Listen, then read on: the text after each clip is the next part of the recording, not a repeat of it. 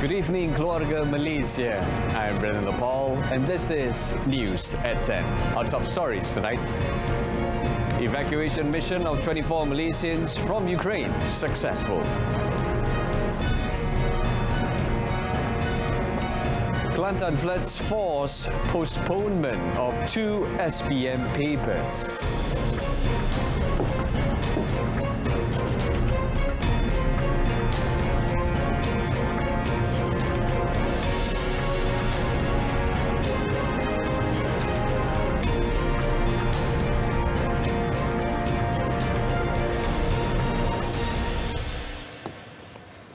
In welcoming back Malaysians who were safely brought out of Ukraine, Prime Minister Datuk Seri Semasa today described the evacuation mission of Malaysians from Ukraine as successful in meeting its objective. He explained that all 24 Malaysians who registered with the Malaysian Embassy in Ukraine were successfully brought out on 24th February.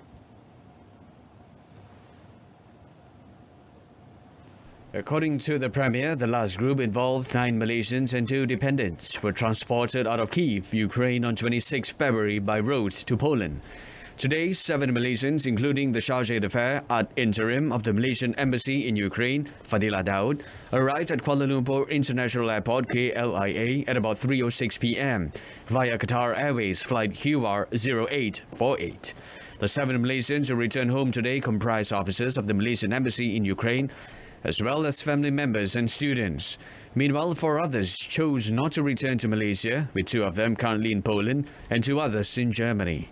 Meanwhile, Datuk Seri Ismail Sabri urged Malaysians who are still in Ukraine and have yet to register with the Malaysian Embassy to do so at Malaysian Embassy in Warsaw, Poland, as Malaysian Embassy in Kyiv has been closed since 24th February following the development in Ukraine.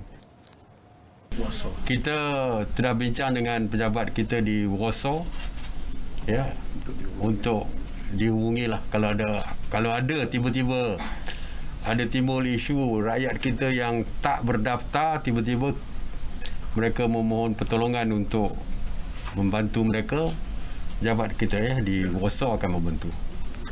Saya haraplah kalau ada rakyat kita ya, saya menyerulah kepada rakyat kita yang tidak berdaftar tetapi berada di Ukraine, sila hubungi pejabat kita di Warsaw, di Poland. Malaysian ports are not dealing directly with Ukrainian ports, but instead are trading more with Turkish and Malta 2 ports. According to Transport Minister Datuk Seri Wee Ka Siong, the direct impact of the Russia-Ukraine crisis is still being studied not only in terms of its impact on Malaysian ports, but also on businesses. Tidak berurusan terus dengan pihak Ukraine kerana kita lebih pada Turkish port, pada Malta 2 tempat ini. Jadi kalau kata secara langsung tu kita tidak.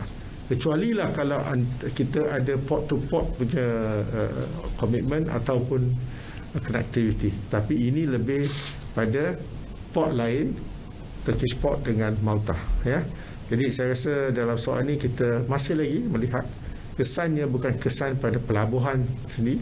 Kita melihat pola perniagaan dan stand guided lah by Wisma Putra dengan MITI lah. So saya rasa apa juga kita sebagai sebuah negara kita kena berpandukan pada dasar kerajaan, ya. He added that Malaysia is guided by the government's policy of abiding by the constitution and the rule of law and complying with the country's commitment to the international community. We'll have more updates on Ukraine crisis in the foreign segment, so do stay with us. Now, a total of 708 candidates of Sijil Pelajaran Malaysia SPM 2021 examination in Kelantan have been allowed to sit for the Bahasa Melayu and English language papers in the second session in April. Senior Education Minister Dr. Razzie Jidin said this is because their schools have been inundated by the ongoing floods. Affected schools include Sekolah Menengah Kebangsaan SMK Rantau Panjang, SMK Gual Periuk, SMK Baruh Pial, Sekolah Menengah Agama Mahat, Muhammadi Rantau Panjang, SMK Meranti Sekolah Menengah Ugama SMU Al-Falah Siram and SMU Karya Bangol Setul. Itulah sekolah yang kita tutup dulu, pusat peperiksaan yang tak ada alternatif. Yang mengambil kira keadaan tempat itu dia tak ada alternatif. Namun begitu sekiranya mungkin petang ini sebagai contoh, tiba-tiba air semakin tinggi dan kita akan maklumkan pada pihak sekolah apakah tindakan yang selanjutnya. Apa yang paling penting, calon tak perlu risau. Kalau mereka pusat peperiksaan mereka ditutup, tidak ada pusat alternatif, ada sidang kedua nanti. So, sidang kedua tak lama, dia bulan April akan ada sidang kedua untuk kertas yang terkesan.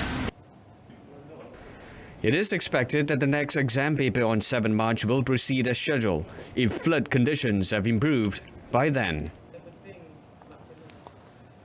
Meanwhile, the Examination Board is constantly monitoring the current situation for examination centres affected by the floods and have prepared an action plan to ensure 2021 SPM candidates can safely sit for their examination.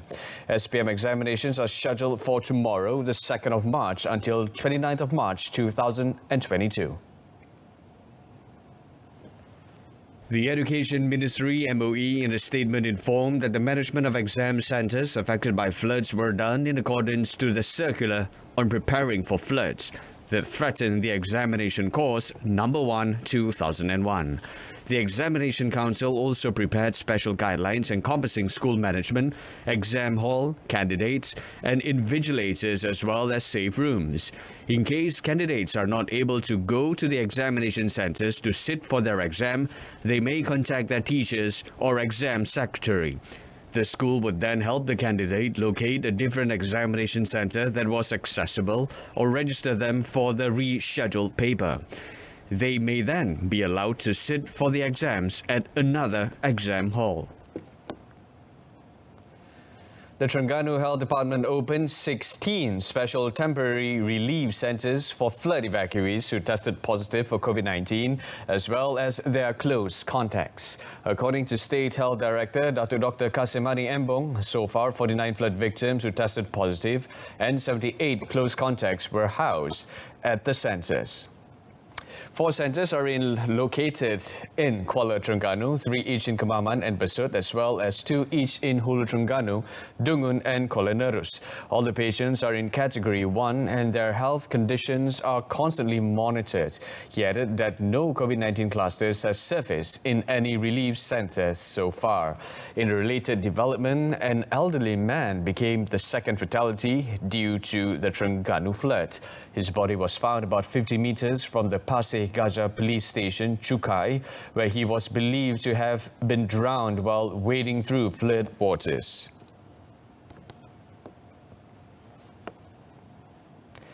The government is ready to face the Global Corruption Index (CPI) 2021 evaluation. According to Prime Minister Datuk Seri Ismail Sabri Yaakob, government preparedness is a testament of transparency and commitment by the government to improve country's administrative system. CPI Malaysia untuk tahun 2021 dikira berdasarkan 9 daripada 13 kajian yang dilaksanakan oleh pelbagai agensi antarabangsa. Laporan tersebut menunjukkan bahawa Malaysia menduduki tempat kedua terbaik selepas Singapura di antara 9 negara ASEAN yang terlibat. Antara perkara yang mempengaruhi skor dan kedudukan negara dalam CPI adalah soalan berbeza yang digunakan antara negara, responden ataupun kumpulan sasar serta jumlah penglibatan negara yang berbeza setiap tahun. Sebagai contoh, kajian CPI tahun 2021 tidak melibatkan negara Brunei. Datuk Seri Ismail Sabri said this in response to questions raised by Perdikson Member of Parliament, Datuk Seri Anwar Ibrahim. The Premier added government, through Governance, Integrity and Anti-Corruption Centre, has held several engagement sessions with stakeholders to ensure a fairer and clearer picture of CPI report. On another note, Datuk Seri Ismail Sabri reiterates that the government will not protect anyone involved in corruption activities and will impose stern action on them. He also said the government remains committed in implementing the initiatives outlined under the National Anti-Corruption Plan (NACP). Civil services will continue to adapt the spirit of Keluarga Malaysia, Keluarga Perkhidmatan Awam, in making the government delivery system more people-centric and no longer plagued with bureaucracy. According to Datuk Seri Sabri, every ministries and agencies must work together in delivering the best services to the people and facilitate countries' development. Kerajaan juga telah menggariskan agar sistem penyampaian perkhidmatan awam didorong oleh inisiatif baru melalui pendekatan seperti penerapan 5 nilai iaitu pantas, pengetahuan bertaraf dunia, memberi inspirasi, fleksibel dan berasaskan teknologi. Dalam memacu ekonomi digital Malaysia, kerajaan sentiasa memastikan sistem penyampaian perkhidmatan awam mendukung transformasi Malaysia menjadi peneraju ekonomi digital serantau agar dapat memupuk serta membina masyarakat yang lebih progresif. Kita perlu menyediakan platform perkhidmatan yang kukuh, holistik dan kalis masa hadapan. The Premier also noted that the recovery agenda will continue to reduce the rakyat's living costs by creating more job opportunities. Datuk Seri Sabri also admitted that there is still room for improvement in the government service delivery mechanism.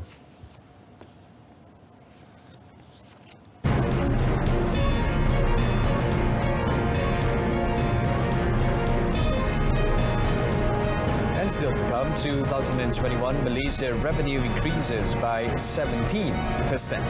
Stay with us.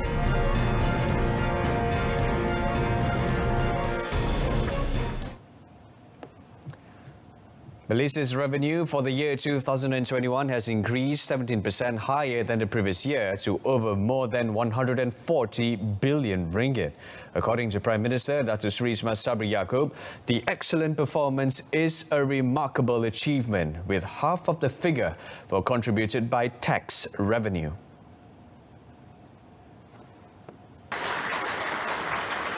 Kejayaan yang amat membanggakan ini merupakan usaha transformasi hasil yang merentasi 28 perkhidmatan pencukaian secara dalam talian dan 6 aplikasi digital di bawah pendekatan Go Digital for Future Services.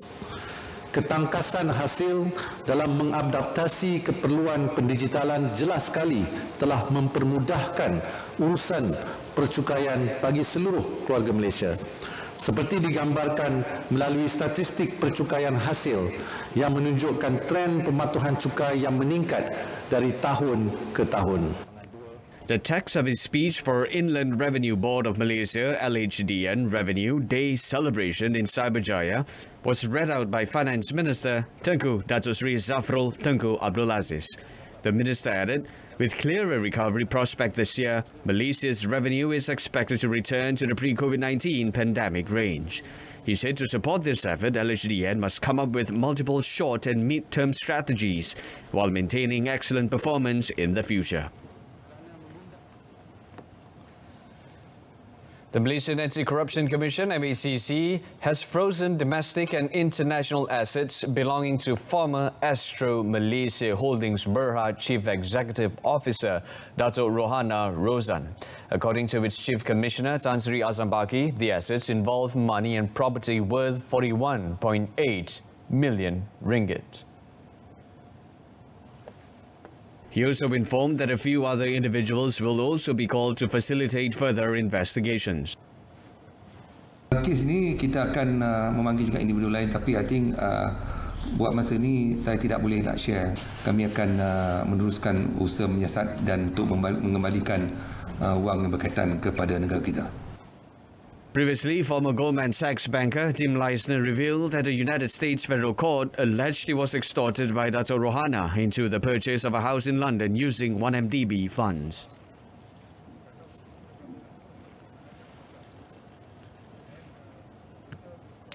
In other development, the MACC chief revealed that the government sustained losses of up to 2.3 billion ringgit due to electricity theft committed by cryptocurrency mining syndicates since 2018.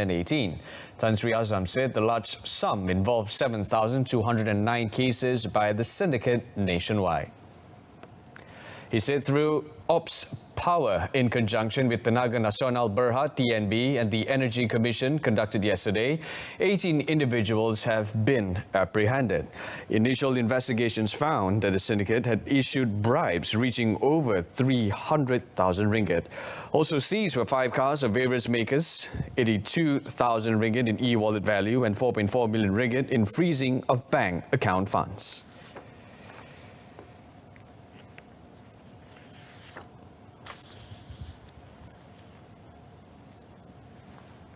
Pertamanya, pengusaha-pengusaha Bitcoin ini akan berunding dengan pegawai-pegawai TNB semasa operasi dijalankan. Yang kedua, pembayaran rasuah dilakukan dengan 2 cara, iaitu bayaran secara tunai dan menggunakan cryptocurrency ataupun bayaran cara bulanan.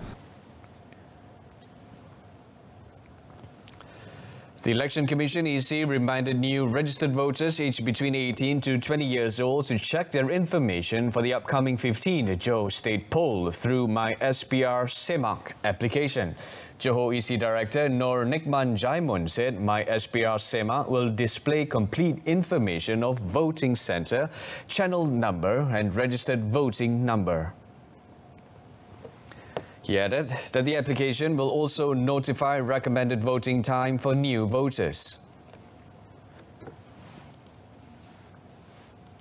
Jika mereka tidak mempunyai maklumat berkaitan saluran, mereka akan diarahkan ke kemah semakan daftar pemilih, yang mana di kemah ini petugas-petugas SPR akan membuatkan semakan berkaitan dengan daftar pemilih pengundi yang sebagaimana saya maklumkan tadi, iaitu adakah mereka mengundi di pusat mengundi berkenaan, di saluran berapa dan nombor daftar pemilih mereka.